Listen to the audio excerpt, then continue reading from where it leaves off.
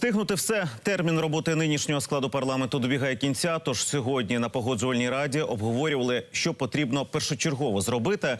Але головною темою засідання стала відповідь на повернення російської делегації до складу парламентської асамблеї Ради Європи. Якою вона буде, слухала і Наталя Заморська.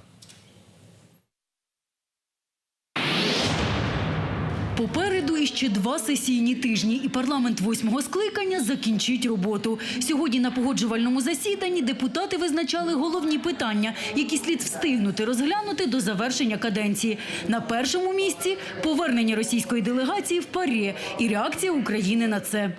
Ми маємо продовжити боротьбу за оскарження повноважень російської делегації.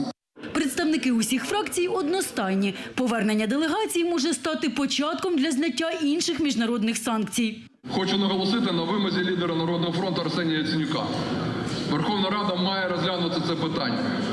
Звернутися до партнерів і союзників з європейських парламентів, аби засудити ганебне повернення Росії в ПАРЄ.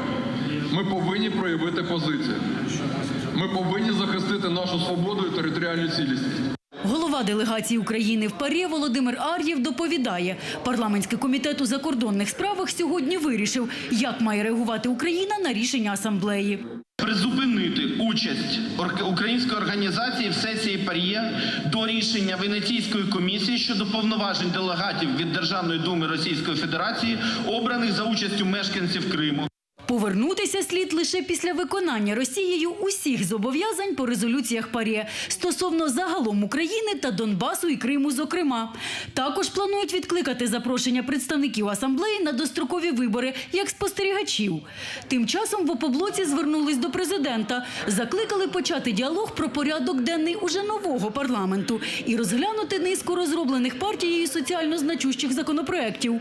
Це відновлення миру, зниження тарифів, реальне зниження, всі законопроекти є в парламенті, скасування геноцидних реформ, які є антилюдськими соціальними експериментами, повернення контролю за цінами для стабілізації цін на найважливіші продукти харчування.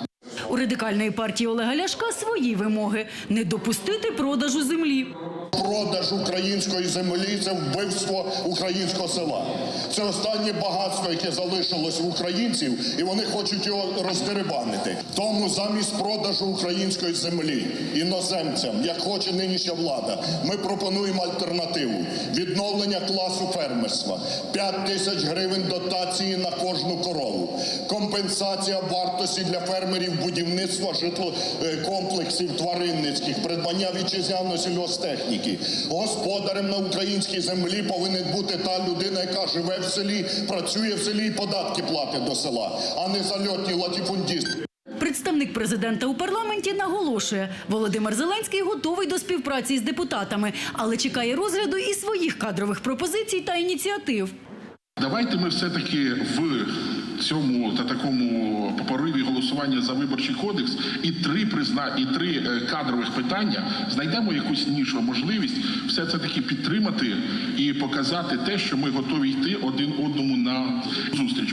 За словами голови Верховної Ради, президентські пропозиції, зокрема щодо призначення нового міністра закордонних справ, можуть розглянути 2 шляхами – на позачерговому засіданні чи вже після ухвалення Виборчого кодексу. Наталя Заморська, Валерій Рябченко, Юрій Кирча. Сьогодні канал «Україна».